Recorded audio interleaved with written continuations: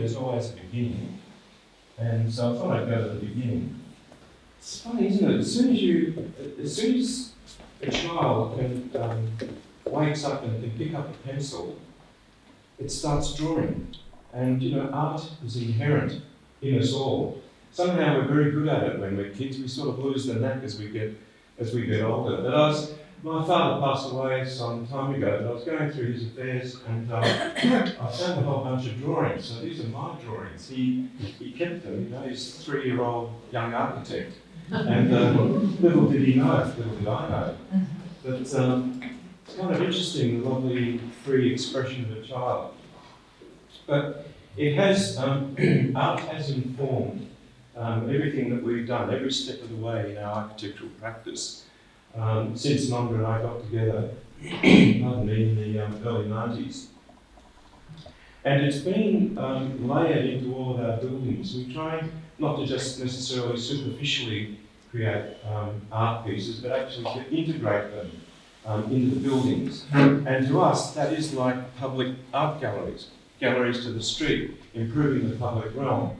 And you'll probably know a lot of these. This is Melbourne Terrace, which was the first apartment building that we did in the city. And the Peter Collette sculptures were designed to enhance and personalise the entries to the building.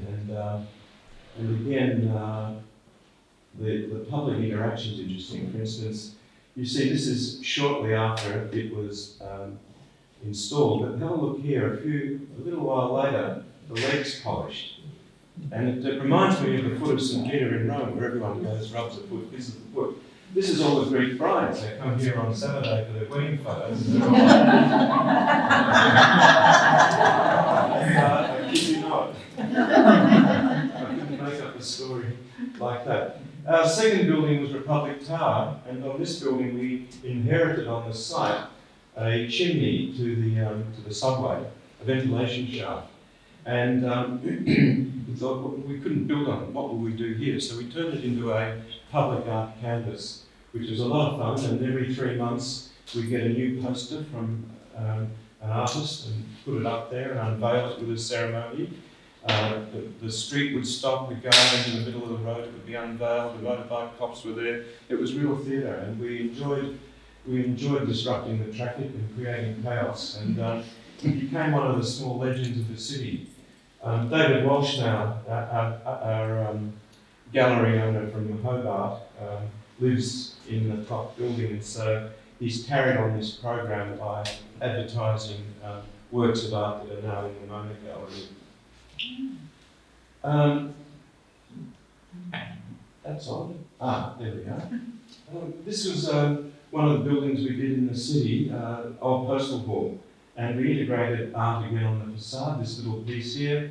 You can see we added all of this onto the top and turned it into apartments. The first tall building that was built after the war, actually, so and we turned that into apartments. But the art is a little bit a sly humour. This barcode that's here it is here, and the numbers on that barcode are actually the contract sum for the construction of that project. $250,000, 868 and no pence, or cents. Down at the Docklands, Charles and I worked on this together. This was a great period in our life. We worked very closely for a number of years and did a lot of the buildings in the Newquay project for May. And this is a piece that we worked with Alex Knox, son of Alistair Knox, the famous bush architect. Podiums, we need to house cars, etc. And so we had this sort of waveform on the sides, and to get the wave around the corner, we put in these sort of corner pieces. This was called the Nolan, so a bit inspired by Sidney Nolan and his Bush Ranger, Ned Kelly series. So this became a symbol of Ned Kelly's helmet.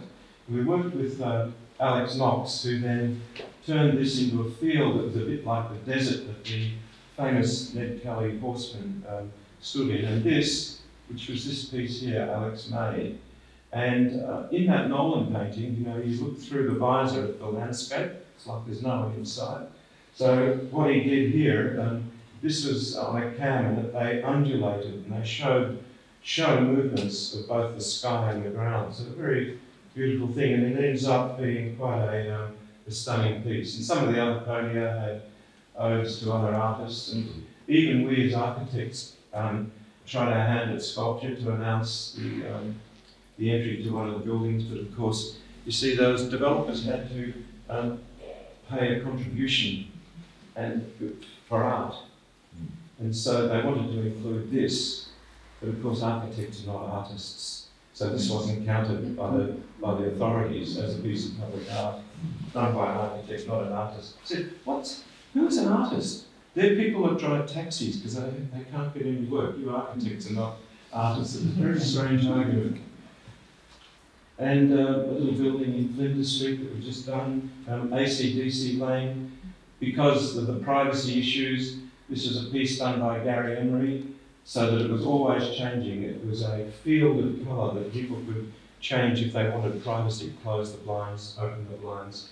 And an inner sanctum within that building, which had the upside down trees as another form of an art composition. And just, there's a very skinny building in Flinders Street. The idea that the balconies, rather than just being repetitive, become, in a sense, a canvas for a script up the building to give it an unusual complexion. Sydney Myer Asia Centre, this is Akio Makagawa. This is at Melbourne University, and this was his last piece before he, unfortunately and untimely manner, passed away. But this building flanks our Potter Gallery, and the two buildings create an entry into the university. And so we start with the first university. They were all our museums of the street. We're now going to the museums that we've been working on over the years. Ian Potter was the first one. This was as Nanda and I came together. And it was a small museum, but it had a bigger countenance because this was the revealing chimneys of a not so handsome older building, which we then covered and formed a larger composition, housed this art piece, Relics of Time, I think it's called. And the building becomes, in a way, a piece of sculpture. It provides balconies and interest to Swanston Street. So the other building I just showed you is about here. And together they form the gateway into Melbourne University.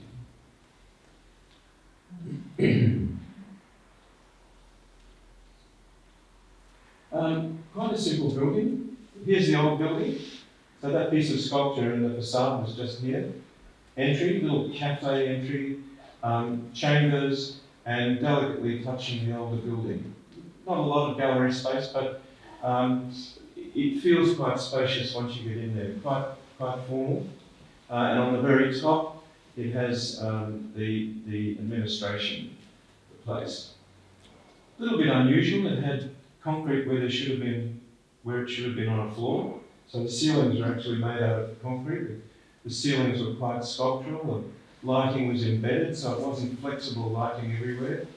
Not probably ideal in a gallery situation, but the ceiling was regarded as a piece of sculpture, and because of the collection they had, it would work to have that fixed lighting.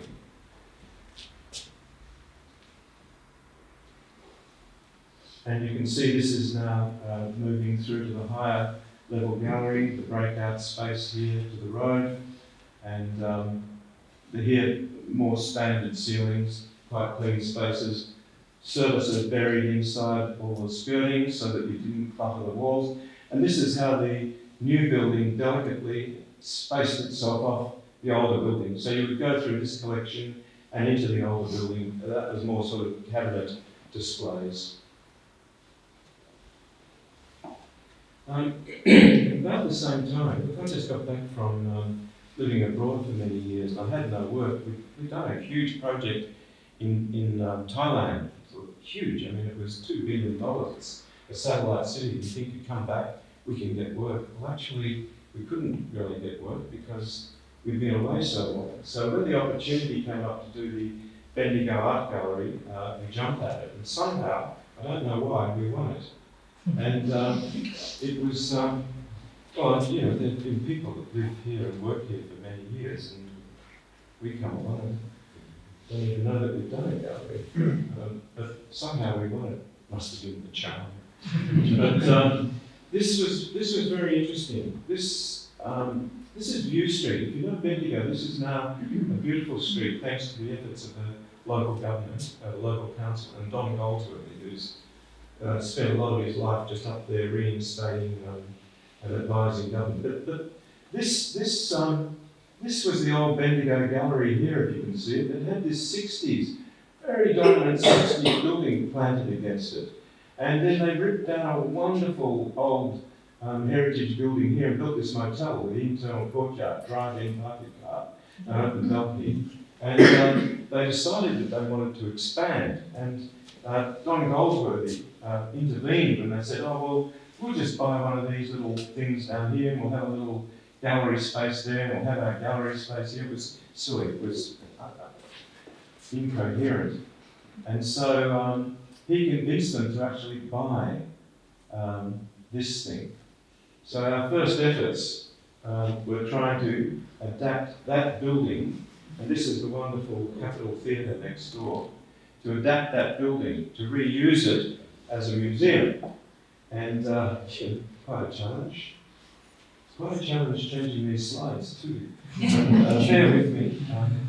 So here's the old building. It was a series of 3 galleries and this huge building, cream brick 60s building in front. And here is the motel. We thought stage 1 will somehow convert the inside of that, and then as we go along, we will add into the courtyard and we'll fill it all up, and that will bring it out to the street. Now, bringing it out to the street was quite important to me because traditionally, the building that was there came out to the street, these buildings came out to the street, and this wonderful heritage built series of buildings always had a courtyard in front. And I thought it would be good to reinstate that, just to take the building back, represent the old rifle hall, as it was called. But interestingly, we had a politician ride into town.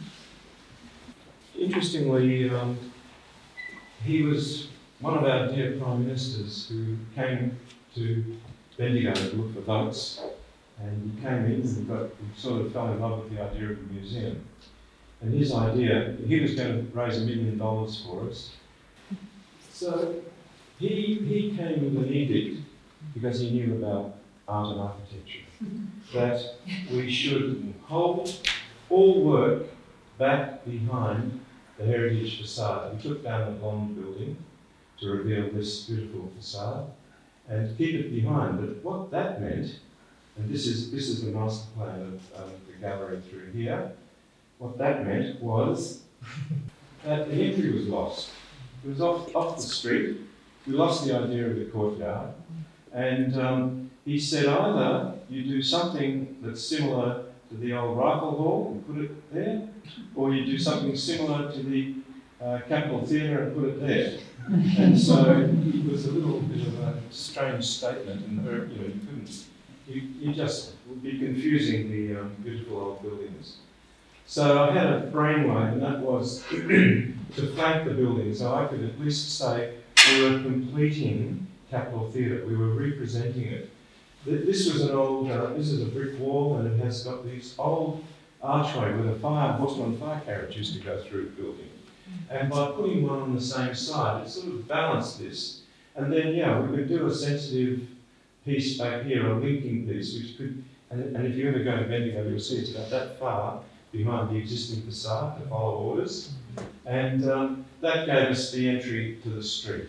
And so there it is. But this is the entry to the gallery. So that goes through the admin, the shop, and the gallery spaces all behind.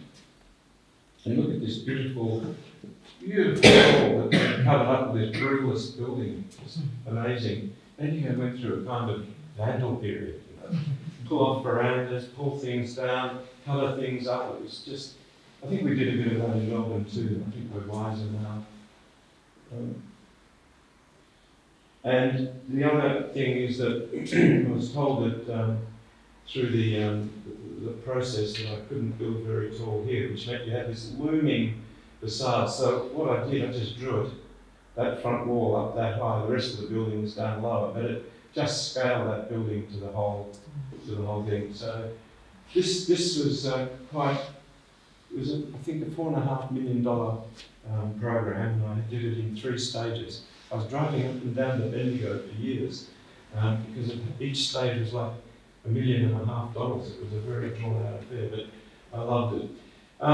Barrel vaulting new galleries to link to the barrel vault galleries in the old building, touching the new gallery, touching the older galleries, lightly with glass separations. Come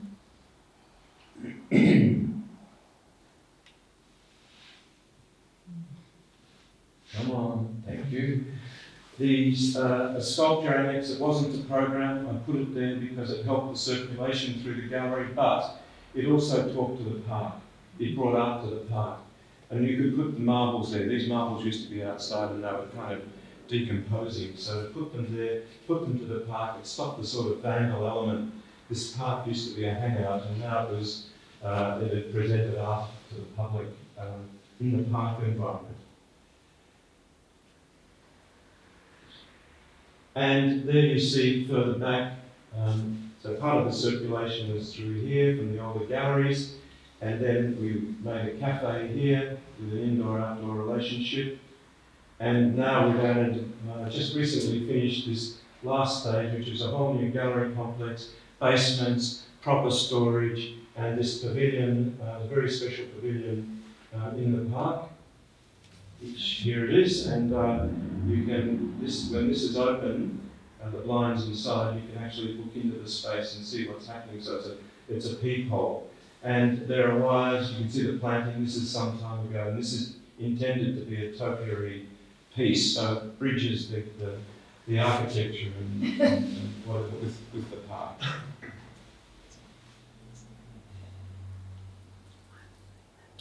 And the architecture of the front, which was done, or the view street facade has been brought around to the park. So even though this has been done over 20 years, there's a coherence in the materials palette. But what I love about Bendigo Art Gallery is we never knew that we were going to go the next step. So every extension was like a bit of luck. But it also made, and they acquired a bit of park, and the thing just kept growing. And so with Bendigo, it's a kind of journey of a bit of surprise. It's not, if you were given a brief to do a brand new gallery, you might do it quite, symmetrically and understandably. This is actually a series of very different spaces. We put them where we could. We connected how we might, and the experience inside in that way is quite lovely and unexpected. This is part of the new gallery. This was interesting. We had a very big container, but by putting another container inside it and rotating it, a little space, we got about twice the hanging space because we had a square and a square, so we had double the hanging space. And also, because I twisted the plan of the centre gallery, we got these little unusual edge spaces, which were very personal spaces for films or pieces of sculpture, and again it gave the curators some opportunity to do interesting hangings. And the nice thing about the gallery is, when we started there were 10,000 visits a year. Now we get 250,000 visits for one show. It's unbelievable what's happened to Bendigo. And what I love about it is the way that it then goes out in the community. And so this was when they had the Marilyn Monroe show, all the clothing and whatever. This huge piece came and sat out in the main square. See the size of the lady here? She's only that big.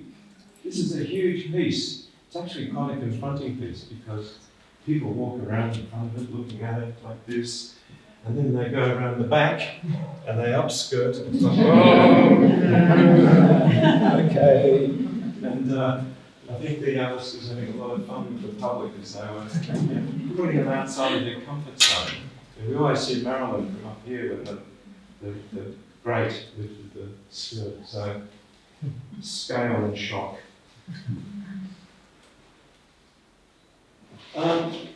Charles mentioned the gallery that we did near Canberra, that was outback New South Wales. So this is for a Swiss currency trader who's so stupidly wealthy. I mean, it's unbelievable. He's got properties all over the world that were owned by kings. He's got a riad, a 9-courtyard riad in Morocco. He's just got so much. And he bought this property in Canberra. And he was a polo player. He's not anymore because he fell off and hurt himself. And he can't do it anymore. But he comes to Australia for 2 weeks a year to actually play polo, and the Packers and Royals go there and they all play polo. And it's in outback Canberra. It's just beautiful countryside. Rocky, tree, undulating, fantastic place. He bought an old mansion and then he built a whole series of accommodations for all the people that come in and play polo for 2 weeks. And he's got an Australian wife, a wonderful lady. And together they started collecting Indigenous art. Some of it is just beautiful, some of it's a bit on the edge in terms of quality. But as a collection, it's quite a remarkable collection. And so our brief was to design a gallery which would be open 2 weeks a year and not to the public, unfortunately. I think his son will change that. And it was for 100 pieces of art and 100 people for dinner. That was a brief. So that kind of said it all. The grounds, he'd been collecting European sculpture and bringing it to this place.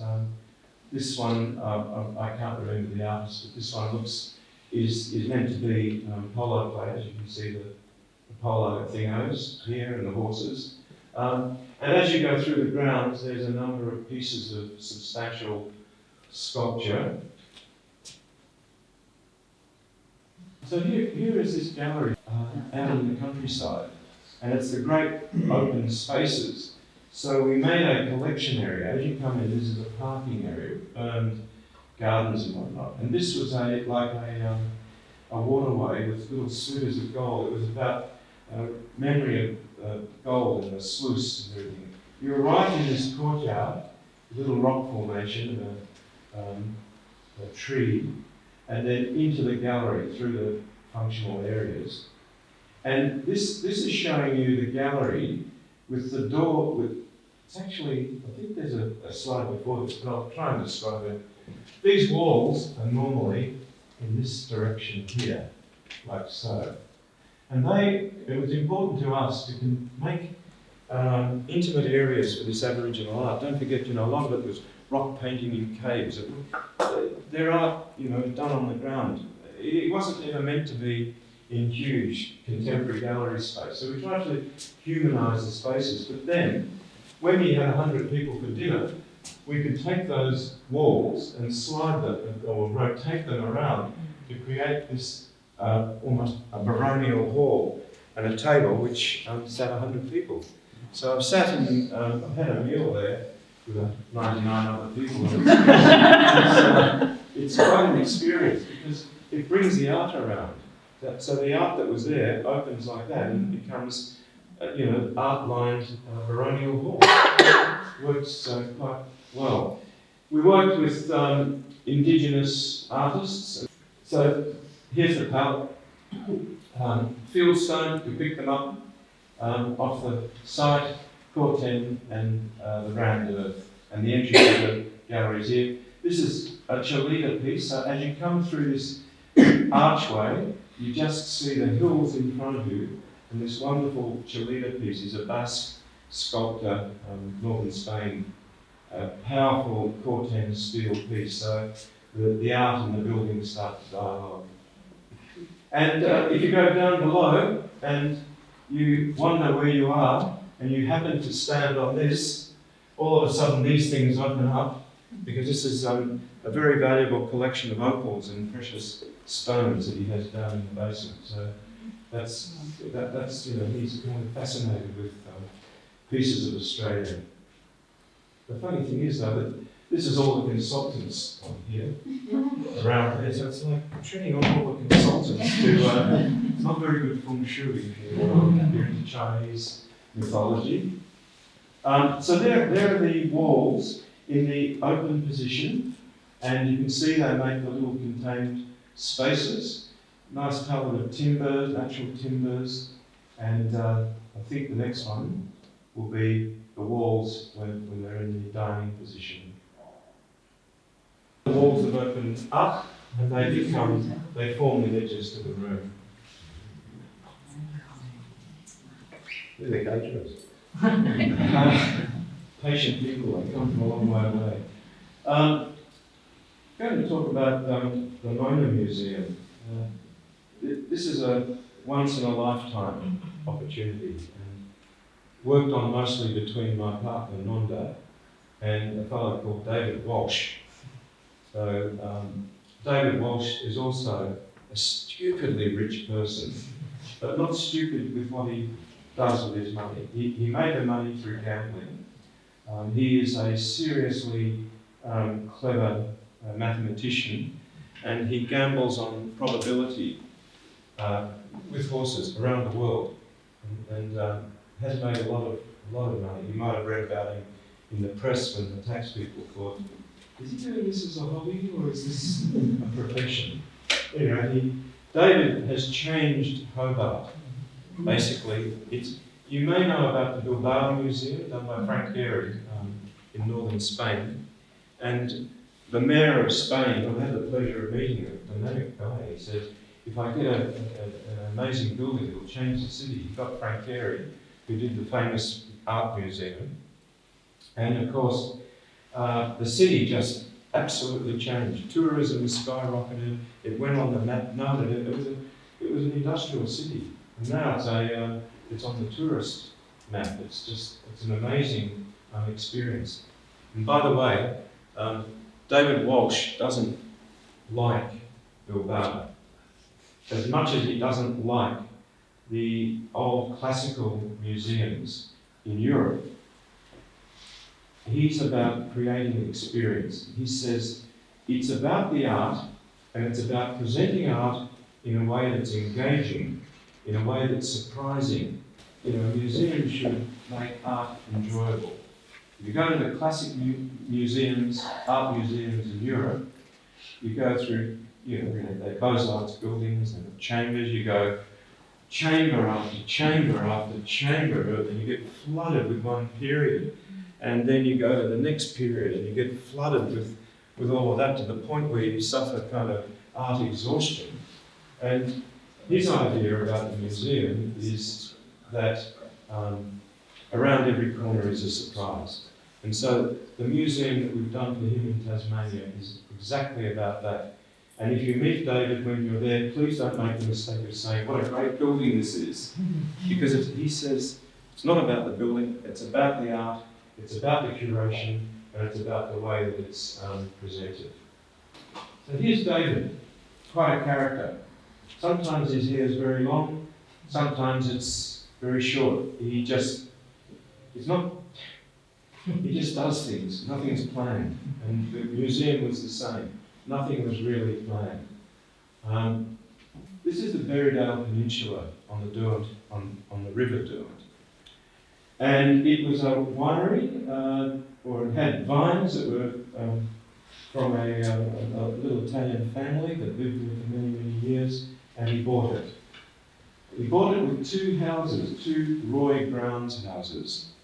One of them was here, which is a little round house, and one of them was here, which was a courtyard house. And we were tasked with doing a museum. This has become so successful, and I'll show you what we're planning to do beyond this. But he created a ferry service that comes from Constitution Dock, comes here. This was before it was finished, but there's now a pier here. You arrive, you go up these steps, you go into the house, and you descend into this gallery. The gallery has been cut into the riverbank and re-established the riverbank. Outrageous, really. What council would let you cut the riverbank? But he did. This is the pontoon where you arrive, but you can also arrive by land and park here. And in you go to the house here. That's the courtyard. This is a plaza through here. And I remember there was one day when Nonda and David were on this plaza, and Nonda said, David said, what are we going to do with this land in front of the entry? It's a big space. And Nonda said, yeah, damn, it's big enough to hold a tennis court. So David built a tennis court. So the entry to the museum is a tennis court, which isn't used, but it's just his idea of demystifying, cataloguing the idea of a museum. I mean, it's just ridiculous to walk into an art museum through a tennis court. So, and that's what he loves doing: surprising, shocking, and all of that. Just one plan. There's a number of levels, but I just thought one plan would really help explain it. When you enter the house above, you enter through the dwelling part of the house, but in the middle is the open courtyard, and in that courtyard we inserted a stair and a glass elevator. So to get into this museum, you walk in at ground level and you go down. And you go down, I don't know, probably about 15 metres. Now I'm not... Yeah, okay, let's hope that this is the next one. And so you can see what you're doing is you're arriving at this level and you're going down into the depths of this. The building looks, well, you can read into the building what you like. The idea is that you see that building, you make your own connections. Is it a fortification? Is it a riverbank? It seems to be grounded with these pieces coming up. But it's very mysterious, very much re-establishing the river edge. And the whole roof is a garden, and that garden has other works of art. Just another shot of it, just spectacular countryside. So when if you do go there, take the ferry from Constitution Square. The boat ride to here is just quite beautiful. When you arrive, you climb up these stairs, and you ascend to... Sorry? The killers. Yes. You people have heart attacks halfway up. Well, you can go by car, or you can leave by ambulance. And David's house, David's apartment is currently up here. But you go up here onto the courtyard, step over the tennis court, and you enter into the building. And this is just a piece of the building, the old building, a little bit like we created the screen on the Potter Art Gallery. This screen is a wavy piece of highly, highly polished metal which produces surreal images of the background. So this is also crazy as an entry to an art museum. This is the door here. What happened to the Roy Grounds house then? Still, they're both there. The round, The round one, I'll show you. okay. It's actually currently the library. Oh, Yeah. okay. But these two slides show what happens when you've descended. So you come down here, there's the elevator where you take the stair, and you come through here. Actually, this slide here shows the footing and the underneath of the fireplace in the Roy Grounds house. So that was all supported. So you're very much underground as you come, and you walk through this. It's ancient Egyptian scale space cut into the sandstone. And what's the first thing you see? A bar. You know, he's about making an art gallery and kind of friendly, come have a drink, and you'll see how this works as you turn the corner, and you see that. And this is the sandstone cut right here. When you're there, you can actually see the big saw blades cuts on this, and it runs along. This space is a fabulous space. it's just a people place. So if you go there on Sunday, there'll be jazz musicians playing there. I went to his birthday party here. It was, there's some aspect of that birthday party I can't really talk about. But, let's just say there were cages hanging down here with people dancing, and it was. So it's very much a. It's that you would expect to walk in and see art. You walk in and you see people relaxing, people getting ready, people having been on the journey and coming back and just having a drink from the bar. And as you go to the end of it, there's this piece by Julius Hoff called Big Fall. This is an incredible thing that drops water droplets. Yeah. And they're the most frequently used Google words of the day. And it's very difficult to actually photograph, because by the time you go, here comes a word, click, it's already down here, all broken up. So it's a water curtain with a lot of noise, and it's quite a dramatic piece. And there are small chambers, large chambers. This is Sidney Nolan's snake, and this one here with the ropes actually, for quite some time, had great lumps of meat hanging off it, just decomposing and being offensive. But they got to the point where they couldn't stay there anymore, so he changed them to ropes. And I think just up here, it's very interesting. His house is above there, and he's just got one little window in the floor of his house, so you can just sort of look down and enjoy people walking through his gallery. So if you ever get into that room, look up. You never know who you might see looking through. And in the middle of it is this very sculptural Corten steel staircase. So you can actually get to the middle of the gallery and walk up the stair and branch off. So see, here's a branch off, and then you can walk up here, and there's that, and keep walking up. But the actual stair itself is, in a way, a piece of sculpture. All of the structure was exposed, so there's all this coffered concrete. There were large spans. Concrete coffers do that very well. A lot of the services were put into the columns. Obviously, you've got to get trunks of power and audio links to throughout the floors. And we were, as we were working on this, one day he said, "Oh, I bought an Anselm Kiefer piece, and I want you to, house it." Except there was nowhere to house it. And Anselm Kiefer had very particular ideas about how this piece should be housed. It had to be in a room with a very correct proportion for him. So we built a pavilion outside. This thing kept changing all the time. And how did you get to the pavilion that was outside? Oh, we made a tunnel. And this is the tunnel. And the tunnel is a light and sound experience. And this tunnel becomes important in the work that we're currently doing on the extensions to this particular museum. But someone asked about the old house, the round house that the mother lived in for many years. It sits right above that. So as you come through this tunnel, it's also got a footing, part of the floor footing exposed. You can sort of see the thing being propped up, and that house currently is a library. And you go through under the house, and you go through and through this passageway, which actually, after the tunnel, surprises you with a glimpse of the gardens outside. And there's the Anselm Kiefer. It's called Sternfall. It's a massive lead pieces of lead and glass.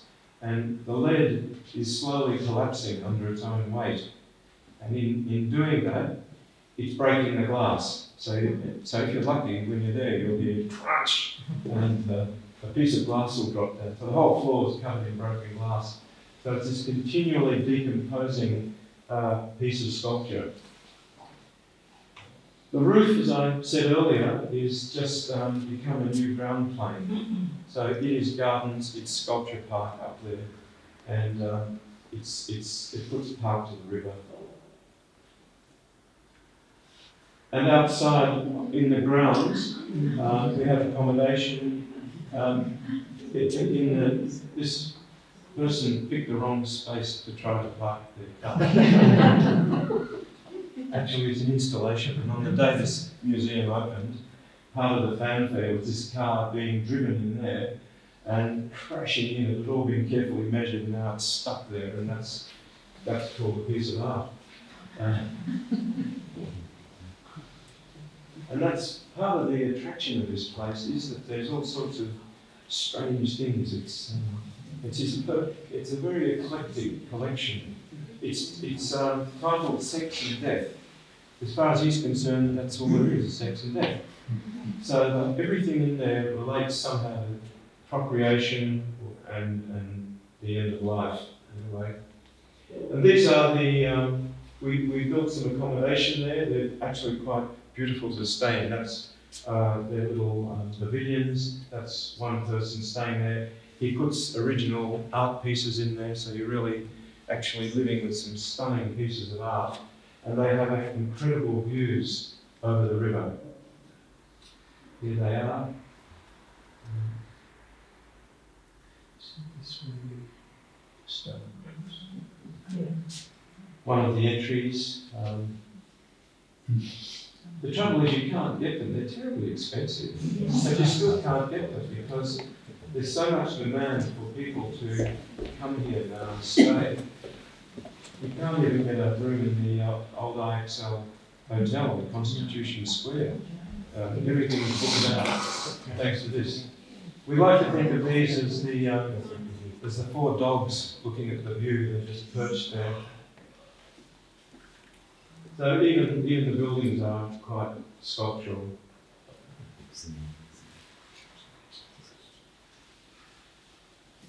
This is where we are at the moment. So here, so this drawing shows you the gallery through here, and there's the roundhouse here. There's the courtyard house. I'm sorry, I'm running the road. So I'm just going to take you through some of these pieces. This is called a Mana by James Turrell, American artist who works with light in very incredible ways. This piece is an outdoor piece. Here it is here. It's a ridiculously thin plane. There's no dimension to the edge. It just looks like a plane of light. And it changes colours. What's so remarkable about that is, when these colours change, this oculus, which looks through to the sky above, the sky changes colour. It's because it's an optical illusion. That, the intensity of that light makes you think that the colour of the sky has changed, and it's quite remarkable. And so this thing is always changing colour, and every time it changes colour, the colour of the sky changes. It's so intense that the colour, in a way, comes out, and then that colour against the sky turns, so blue sky, yellow, green. So that the oculus then looks green. And so David is very much about performance art. He has on his land, he gives performances, rock concerts, people can come and go, they do not have to pay. And now at the gallery, if you're a Taswegian, you don't pay. If you're one of us, you pay. But for, I think 2 years, nobody paid to go to this museum. But he's got to turn it into something that really is viable after he's off this earth. And there it is again. Yep. Let's see if we can. Now, this is something that we're working on at the moment. We're into construction drawings.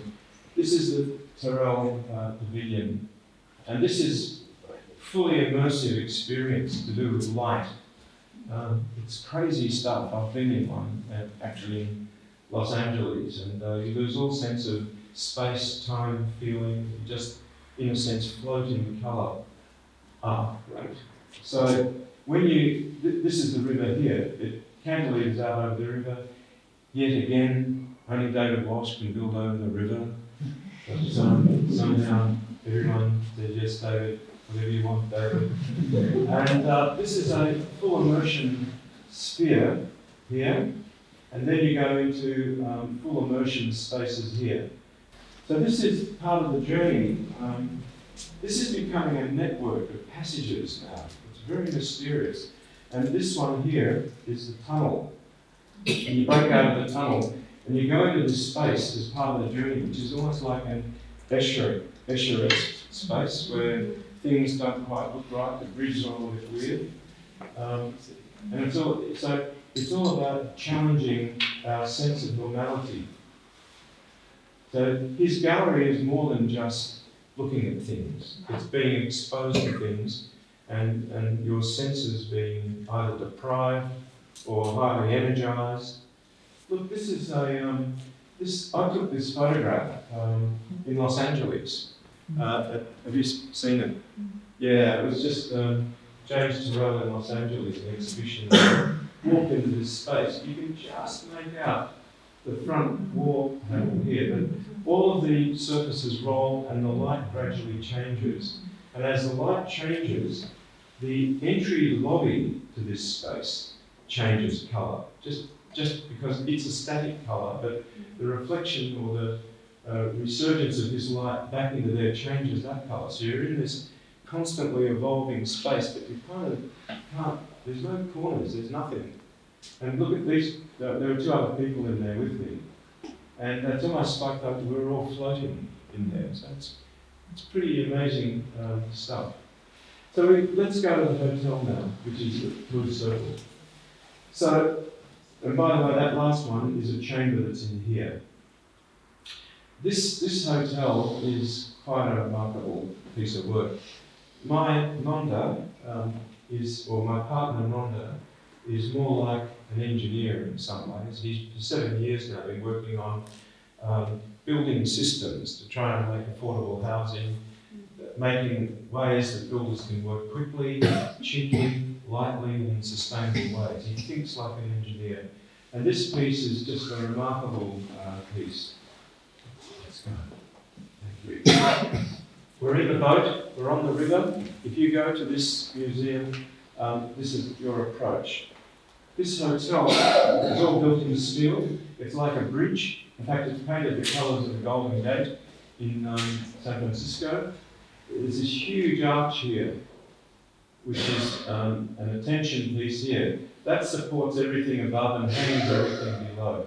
It means that no columns are required. It is just a huge truss holding everything up. And so it's cantilevered way out over the water, again defying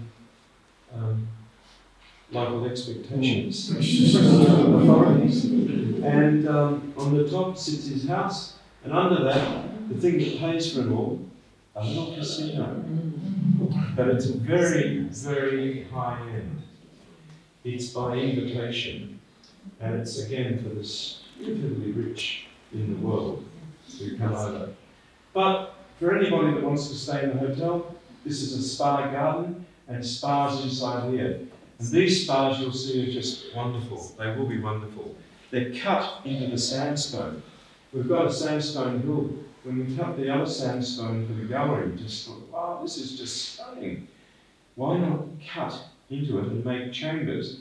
Has anyone been to Val in Switzerland? That wonderful spa that's really made by, it's underground and made by local stone. It's just the most surreal, beautiful place acoustically, and it's all sorts of different water experience. So this is a little bit reminiscent of that. Here we go. So here's the section through it. So do we know what we're looking at in the section? We've cut through the building, David's house, casino, rooms, and a theaterette. You can arrive at this hotel by boat. This is a chamber, which is now the library. It's his reference library, but he will, the public can go in there and use it. And this is a section through the spa. And this thing we call the vortex. And that is the entry to everything now on the in the complex. So from that vortex, I can go to the theatre, to the bar we talked about, to the gallery, I can go to the car park, go to the spa, I can go to everything. And so, here's the vortex. As you enter from landside through here, and this section, beautiful drawing done by one of the guys in our office who's more of an artist than an architect. But this is ground level, and you can descend down that stair and go through here to the bar and into the gallery itself. So everything in this museum is sensory. You know, it's like, where am I going? Wow, look at this. You know, it's just very, very engaging. Well, that's the intention. And just this section, which just cuts through the theatre and some of the spaces below. And the spa, again, cut into the sandstone. Look at, I don't expect you to understand these. I can hardly understand them, but they're just gorgeous drawings, so I included them. But this is a wax model that we made. So it's a cutaway wax model. The hotel sits above here, without over the water. This is the David Walsh's reference library. This would be the entry to the hotel. This is the vortex. So as you come from above and down, you can walk through this shaft, and that is the elevator that comes from the courtyard of the grounds house. And this is that entry, that Egyptian-esque entry, and you can see cut into the sandstone these chambers, and this is the external garden here. So that's the spa experience. This is all water, massage, therapy, good place to go. And that's that. This one, just a little one we're doing, they come in all shapes and sizes. This is for Michael Buxton, who was Charles and our client on New Quay in the Docklands. He's collected a fantastic Australian art collection, really wonderful collection, both film and paintings, etc.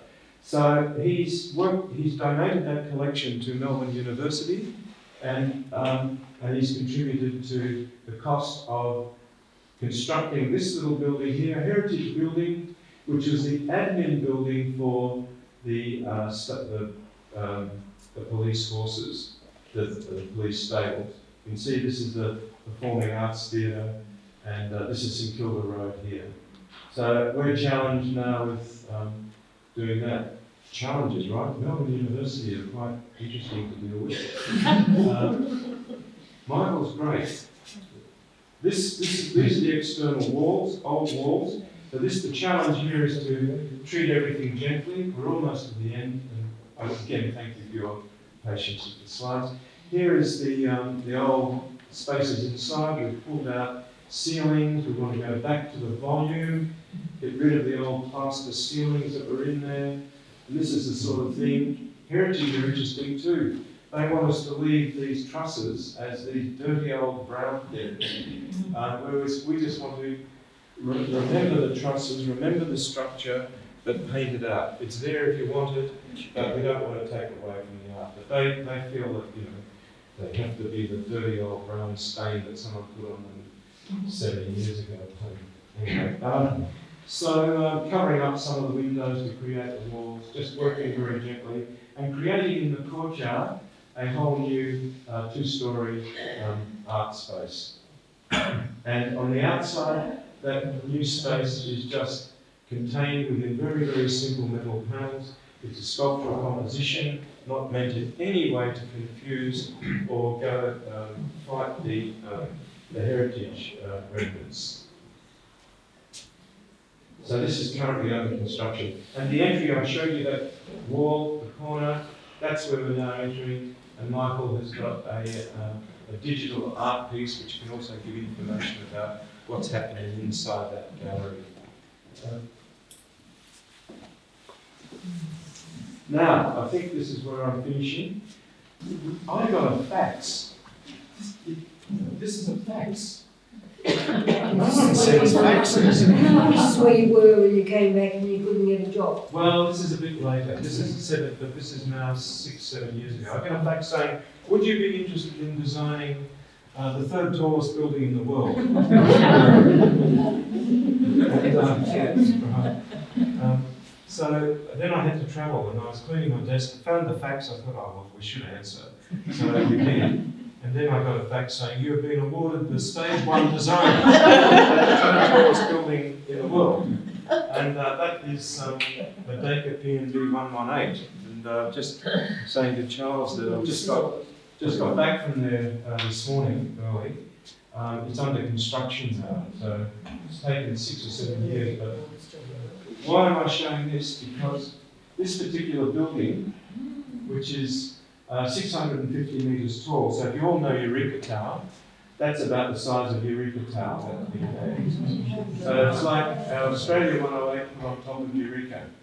And with retail, these are apartment buildings. But this, importantly, is called Stadium MERDEKA. MERDEKA meaning freedom. And this is Stadium Negara, an indoor stadium. In that open-air stadium in 1957, the Prime Minister at the time declared independence. So MERDEKA, freedom, independence. This is an incredibly important place in Malaysia. And you know, I'm often asked, oh, well, what does big tower mean? Well, the big tower, quite simply, is the landmark that draws everybody's attention to this whole precinct, the Freedom Precinct. And the tower, I highlighted all the structural pathways, and they become Malaysian patterns. And I said to the Prime Minister when I presented this to him, that represents all the disparate communities, religions, socio-economic groups of Malaysia, and brings them together as a statement of one Malaysia. And of course, one Malaysia is his whole platform. It's one Malaysia party. So that worked. And you know, to the heritage people, we say, well, you cannot build a heritage building at 118 commercial stories tall. This is more about marking the place of heritage. And furthermore, if we're doing that, and we've got an observation deck on the top, we should have, and I'll show you why, please. This is the site plan. So that tower sits here. This is Stadium Negara, this is Stadium MERDEKA. And they have concerts here, they do all sorts of things here. And this is currently a gravel car park full of motorbikes. So with the tower comes a lineal park, which is designed by Sasaki out of Buxton, wonderful landscape architects. It's a waterway, trees, waterway. Kids can splash and puddle and do everything like that. But when there's an event, the water turns off, and this becomes a giant plaza as a staging area for people coming and gathering before and after a concert. So here's our tower, right on axis, and here's a light rail. And I said to them, you know what we've got to do? We've got to put a museum here. And that museum should tell the story of freedom in Malaysia. And so that's something that I presented just yesterday or the day before to my client. And they're going to do that. They love it as an idea. But I said, what have you got? And they've got a room full of old newspaper clips and bits and pieces. And that's actually not going to interest many people. So what we have to do here is present the history, the heritage of Malaysia, but do it in a way that the kids will queue up to go and see. And so the idea of this museum, it's a place for the tourists. They've got to get off the bus, run up there and take their photograph, because this is going to be one of the new legends of Malaysia. And this is where people will want to stand up above this, have their photograph taken with this humongous building in the background. And so part of the idea of the museum is to create a platform for people to actually be able to do that, to stand there, look at the stadium, look at this very tall, very, very tall tower, crystalline tower. And here we go. So it's just these are very simple sketches. I did a lot of this on the aeroplane, but it's just a little pavilion. But this circle is actually a full immersion 4D experience. So 60 people, exactly this, can go into this space stand on rails, just stand there for 15 minutes, and watch an engaging movie which describes the history of Malaysia and the future of Malaysia. And it's just, what it is, you step into a sphere, so there are again no boundaries, and the standing positions hang out, the images go underneath you, and things rumble and shake. So that's the fourth dimension. It's movement as well as that. And then you can go down into these chambers and look at the artifacts. These movies can be changed and they can become evolving stories. And the idea here, and this is again a section, this is where the buses come, you move up, you come into this space. This is the dome, but you get into that from down in this level and you sit through here. This is the platform where you take the photographs. This is the ground level of that landscape spine. And the dome is actually quite a beautiful shape in Malaysia. Obviously, it's like their mosques. And but the dome is presented under shards of glass like this, which will be patterned to create shade so that the space up on top has some sort of shelter. And then the idea of One Malaysia. Gee, I've seen that somewhere else in Australia. Anyway, that was subconscious. So that's it. And I thank you all for coming.